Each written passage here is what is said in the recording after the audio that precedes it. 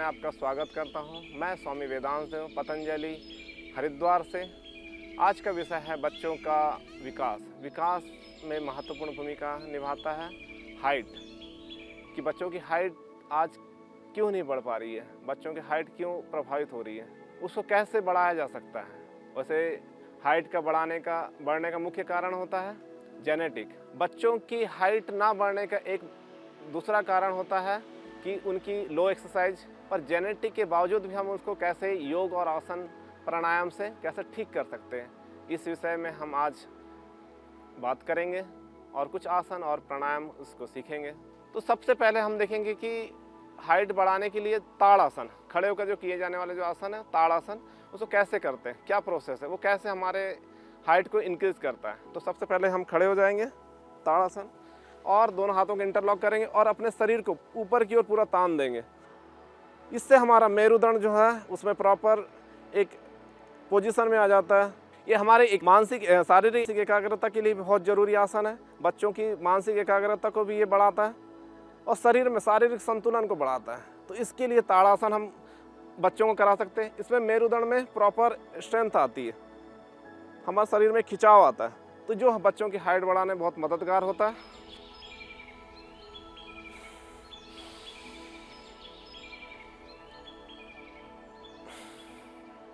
के बाद है एक दूसरा आसन हम बच्चों की हाइट बढ़ाने के लिए कर सकते हैं, स्ट्रेचिंग के लिए कर सकते हैं। तो दोनों पाँव के मध्य लगभग 1.5 से 2 फुट का अंतर ले लेंगे और अपने दोनों हाथों को आपस में इंटरलॉक करके पूरा स्ट्रेच, पूरी बॉडी को अपने पार्श्व भागों में स्ट्रेच करेंगे।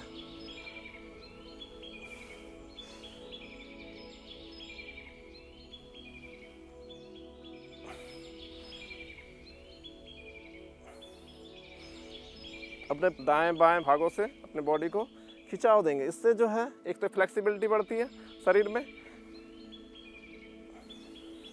वापस आ जाएंगे और फिर इसके बाद करेंगे हम गरुड़ आसन। तो यह भी बच्चों की एकाग्रता के लिए, शारीरिक संतुलन के लिए, मानसिक संतुलन के लिए बहुत आवश्यक है। जिन बच्चों के पाँव आपस में जुड़ते हैं, ऐसे बच्चों का आर्मी में जो फोर्स में उनका सिलेक्शन नहीं हो पाता, तो उनके लिए भी ये बहुत अच्छा आसन है गरुड़ आसन। तो गरुड़ आसन के लिए अपने दाएं पाँव के ऊपर बाएं पाँव को फंसा देंगे इस तरह से और दोनों हाथों को संतुलन बनाएंगे इस तरह से। और जो पाँव ऊपर है उसी हाथ को ऊपर रख के सामने की ओर पूरी बॉडी को संतुलन में लाएंगे अपन।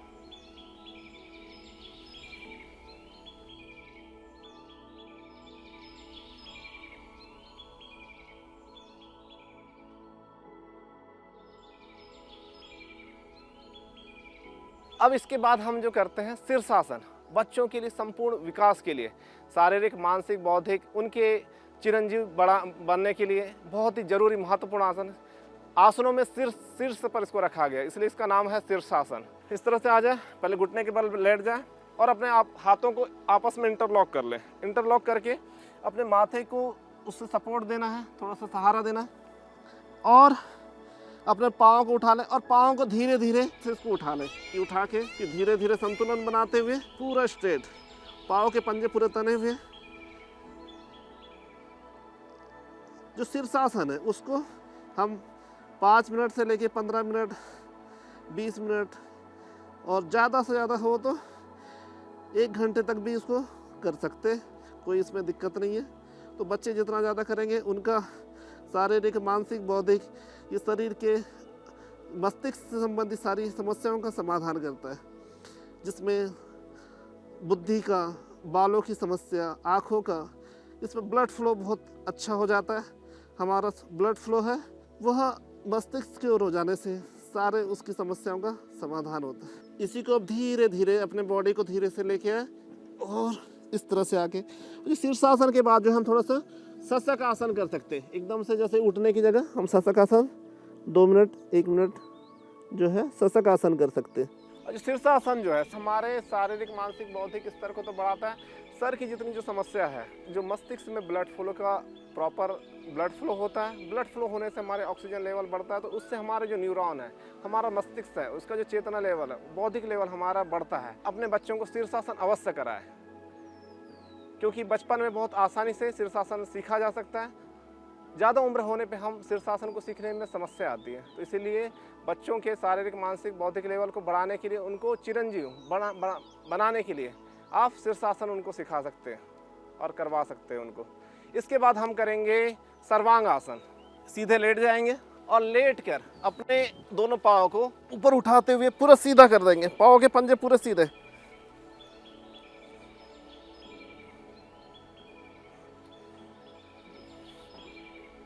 जब है इसी को हलासन भी कर सकते हैं। इसमें इसी को जब पीछे ले जा ले तो ये हलासन हो जाता है। दोनों हाथ को आगे की ओर रख दो, पाँव को पीछे की ओर, तो ये हो जाता है हलासन। और धीरे से फिर वापस आ जाएंगे और बाएं करवट लेके बैठ जाएंगे। हमने 2 आसनों का अभ्यास किया। एक है सर्वांग आसन, उसी को पूरे शरीर को, बॉडी को प्योर उठा देते हैं। जो लोग शीर्षासन नहीं कर सकते तो वो लोग कम से कम सर्वांग आसन करवा सकते हैं। तो सर्वांग आसन से जो शीर्षासन जो फायदा होता है, वही सर्वांग आसन से भी फायदा हो जाता है। उसी सर्वांग आसन को जब हम लोग पीछे की ओर पाँव लेके चले जाते हैं तो ये होता है हलासन। यह भी क्या, तो बहुत महत्वपूर्ण आसन है बच्चों के लिए, संपूर्ण विकास के लिए। तो इसको आप करवा सकते हैं। अब हलासन के बाद हम करते हैं चक्रासन। चक्रासन कैसे करेंगे? एक तो होता है कि सीधे लेट जाओ और सीधे लेट के अपने हाथों और पाँव के पंजों के द्वारा पूरे शरीर को ऊपर की ओर उठा दो, अपने पूरे बॉडी को।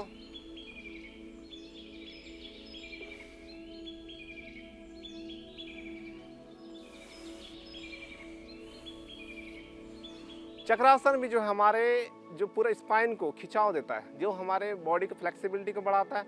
और जैसे हमने पहले हलासन जो किया था उसमें जो है फॉरवर्ड बेंडिंग की थी, अब इसमें है बैकवर्ड बेंडिंग से वो जो मेरुदंड है, जो हमारा स्पाइनल कोड है, उसमें प्रॉपर संतुलन बना रहता है। तो जब भी हम कहते आसन फॉरवर्ड बेंडिंग करते हैं तो उसके साथ ही हम बैकवर्ड बेंडिंग के भी अवश्य आसन करें। तो उसी को ये संतुलन बनाए रखता है हलासन और सर्वांग आसन। सबसे पहले किया था हलासन किया था। हलासन एक था फॉरवर्ड बेंडिंग वाला, तो अब जो है हम उसको बैकवर्ड बेंडिंग के लिए हम चक्रासन करते हैं। इससे हमारा मेरुदंड जो है प्रॉपर संतुलन में रहता है। इससे हमारा मेरुदंड की परिपक्वता बढ़ती है, उसमें स्ट्रेंथ आती है। तो यह भी शारीरिक विकास के लिए और हमारे हाइट को बढ़ाने के लिए, हाइट के ग्रोथ के लिए बहुत आवश्यक है। इसके बाद बहुत ही एक महत्वपूर्ण आसन है बच्चों के लिए, पश्चिमोत्तानासन। तो यह बचपन में ही अभ्यास करें तो बहुत ज़रूरी है। इसको किया जा सकता है बचपन से, अगर करें तो बहुत आसानी से हो जाता है। तो दोनों पहले दंडासन में बैठ जाए, दंडासन में बैठ के अपने दोनों पाँव को आपस में सटा लें और अपने दोनों हाथों को पार्श्व भागों से उठा के अपने हाथों को आगे की ओर लेके जाए और अपने माथे को अपने पाँव से टच करने का प्रयास करें। और ज़्यादा फ्लेक्सिबिलिटी है तो उसको टच कर दें। ये जो आसन है इसको कम से कम 1 मिनट से प्रारंभ करते हुए, फिर पहले तो शुरू में 30 सेकंड से लेके 1 मिनट और फिर 5 मिनट, 10 मिनट, 15 मिनट तक इसको बढ़ा सकते हैं, आधे घंटे तक इसको बढ़ा सकते हैं। तो यह जो हमारे शरीर को स्ट्रेंथ तो देता ही है, फ्लेक्सिबिलिटी को बढ़ाता है, साथ ही यह जो हमारे जो मूलाधार चक्र उसको भी जागृत करता है। तो ऐसे जब बच्चे शुरू से ऐसे अभ्यासों को करेंगे तो बहुत ही उनका संपूर्ण शारीरिक मानसिक विकास भी बहुत अच्छा होगा। इसके बाद हम करेंगे मयूरासन। मयूरासन बच्चों के लिए बहुत ही आवश्यक है, शारीरिक संतुलन के लिए बहुत आवश्यक है और हमारे एब्डोमेन के लिए, जो हमारा जो पाचन तंत्र के लिए बहुत ज़रूरी है। तो उसके लिए हम करते हैं मयूरासन। तो दोनों हाथों को पीछे की ओर, हथेलियाँ पीछे की ओर रख लें, दोनों कोहनियों को अपने नाभि के आजू बाजू सटा दें और सामने से शरीर और पाँव को संतुलन बनाते हुए ऊपर से उठा लें।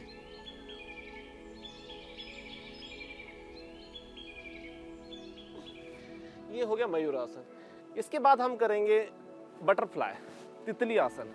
बच्चों की फ्लेक्सिबिलिटी, जो हैमस्ट्रिंग जो मसल है उसको स्ट्रेंथ देता है, उसमें फ्लेक्सिबिलिटी लाता है। शुरू में दोनों पाँव को ऐसे टच होना चाहिए ज़मीन में, जो है इसको थोड़ा सा तेज़ी से कर सकते हैं। तो इस तरह से 1 मिनट से लेकर 2 मिनट, 5 मिनट तक इसको थोड़ा सा करवा सकते हैं।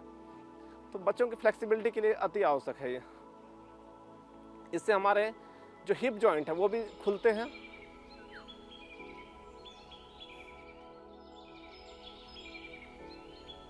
उसके बाद करेंगे हम पद्मासन। पद्मासन में दाएं पाँव को बाएं पाँव की जंघा के ऊपर रख देंगे और बाएं पाँव को दाएं पाँव की जंघा के ऊपर रख देंगे। तो ये हो जाएगा हमारा पद्मासन। तो ये भी बच्चों की फ्लेक्सिबिलिटी के लिए बहुत आवश्यक है। बच्चों के लिए बचपन से ही ये आसन करवाना चाहिए। अब पद्मासन के बाद हम करेंगे सूर्य नमस्कार। सूर्य नमस्कार कैसे करें? सूर्य नमस्कार हमारे संपूर्ण शारीरिक विकास के लिए भी बहुत आवश्यक है। तो सूर्य नमस्कार के लिए खड़े हो जाएं और दोनों हाथों को पार्श्व भागों से उठाएंगे। प्रणाम आसन, प्रणाम मुद्रा, दोनों हाथों को अपने वक्षस्थल के मध्य गुहा में रखेंगे। उसके बाद दोनों हाथों को ऊपर करते हुए ऊर्ध्व हस्तासन, लंबी गहरी श्वास लेते हुए ऊपर, श्वास छोड़ते हुए नीचे। और अब कोशिश करेंगे कि अपने माथे को पाँव से टच करें। फिर दक्षिण अश्व संचालन, इसी को बाएं पाँव को पीछे लेके जाएंगे और शरीर को ऊपर की ओर ट्विस्ट करेंगे। उसके बाद है पर्वतासन। दोनों पाँव की एड़ियां जमीन से टच रहेंगी, हमारी दृष्टि नाभि की ओर, कोहनियां सीधी, सर सीधा। उसके बाद है साष्टांग आसन। इसमें ठोडी हमारी, सीना और घुटने हल्के से टच रहेंगे। इसी को जब ऊपर उठा देंगे तो ये हो जाएगा भुजंगासन। भुजंगासन के बाद फिर पुनः पर्वतासन। फिर बाएं पाँव को आगे की ओर ले जाएंगे दोनों हाथों के मध्य में और ये हो जाएगा अपना वाम अश्व संचालनासन। शरीर को पीछे की ओर ट्विस्ट करेंगे। उसके बाद दोनों पाँव को आपस में ला लेंगे। अब जो है पाद हस्तासन, पुनः एक बार और टच करते हुए ऊपर की ओर उड़ जाएंगे, दोनों हाथों को इंटरलॉक करते हुए पीछे की ओर जाएंगे, ऊर्ध्व हस्तासन और पुनः प्रणाम आसन। मैं इसको दूसरे एंगल से भी आपको दिखा रहा हूँ जिससे आपको करने में आसानी हो। तो इसके लिए हम इसी को करेंगे, पहले प्रणाम आसन, फिर ऊर्ध्व हस्तासन,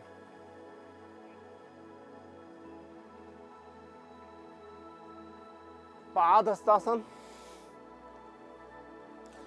दक्षिण अश्व संचालनासन,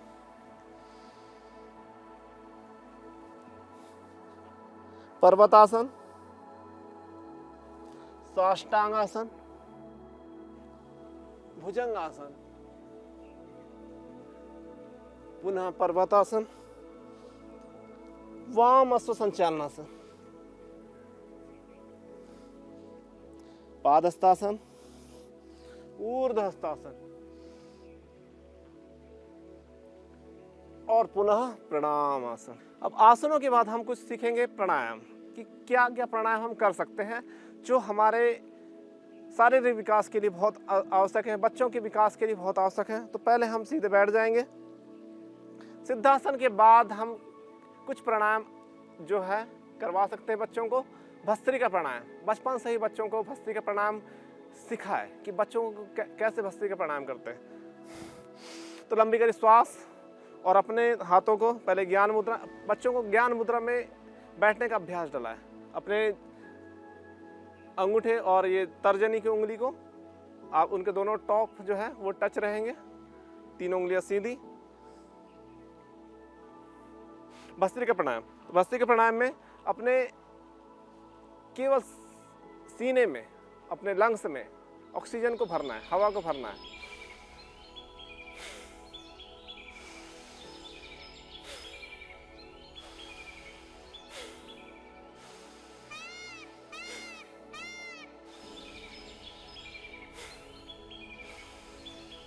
लंबी गहरी श्वासों को अपने लंग्स में, फेफड़ों में भरना और लंबी गहरी श्वास को बाहर छोड़ना, यही है भस्त्रिका प्राणायाम। तो इसको सामान्य, मध्यम, तीव्र 3 गतियों को हम अपना सकते हैं अपने सामर्थ्य अनुसार।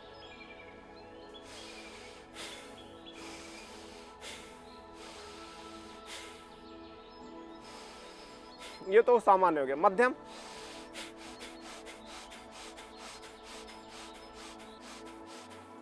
और तीव्र गति से इसको, जब जिनके लंग्स बहुत मजबूत है, जिनकी शारीरिक क्षमता अधिक है, तो वो तेजी से भी कर सकते हैं।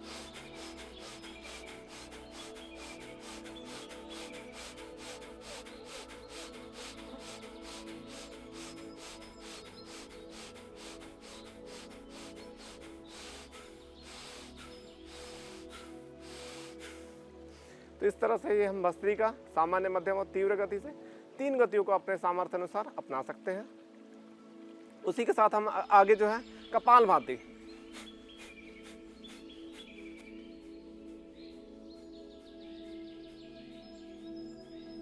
जो भस्त्रिका प्राणायाम है वो हमारे क्यों जरूरी है? भस्त्रिका प्राणायाम से हमारा ऑक्सीजन लेवल बढ़ता है, ब्लड सप्लाई में ऑक्सीजन का लेवल बढ़ने से हमारा मेटाबॉलिज्म बढ़ता है, मेटाबॉलिज्म बढ़ने से हमारे जो सारे शरीर की जो शारीरिक क्षमता है वो बढ़ती है, सारे जो ग्रोथ हार्मोन से लेके एंजाइम से लेके सारा जो सिस्टम जो बॉडी का जो आवश्यक है वो बढ़ता है, क्योंकि सारा जो मेटाबॉलिज्म जो एनर्जी का जो प्रोडक्शन जो होता है वो ऑक्सीजन की उपस्थिति में होता है। जितनी ज़्यादा हम ऑक्सीजन लेंगे शरीर में, जितना ऑक्सीजन का लेवल बढ़ा रहेगा उतना ही हमारा सारा शरीर का मेटाबॉलिज्म बढ़ेगा। जो कोरोना काल में सबसे बड़ी समस्या क्या हुई थी, हमारे लंग्स की जो शरीर की क्षमता हमारी कम थी कि ऑक्सीजन तो थी पर हम ले नहीं पा रहे थे, तो उसको कैसे बढ़ा? तो ये जो हमारा जो भस्त्रिका प्राणायाम है वो हमारे लंग्स की कैपेसिटी को बढ़ाता। हमारे 300 मिलियन एल्वुलाई रहती जहाँ पे ऑक्सीजन का ट्रांसपोर्टेशन होता है। हम जब भस्त्रिका प्राणायाम करते हैं तो उनका कैपेसिटी बढ़ती, उनका सामर्थ्य बढ़ने से हमारे ऑक्सीजन कैपेसिटी बढ़ती है। तो यह जो है भस्त्रिका प्राणायाम लंग्स कैपेसिटी के लिए अति आवश्यक है। अब इसके बाद हम करेंगे कपालभाति। कपालभाति श्वास को छोड़ना, एक कपालभाति है जिसमें हम श्वास को छोड़ने में ध्यान देते हैं। तो एक जो है नाभि के जो ऊपर स्ट्रोक लगता है, जो नाभि के ऊपर लगना चाहिए जब हम कपालभाति करें। तो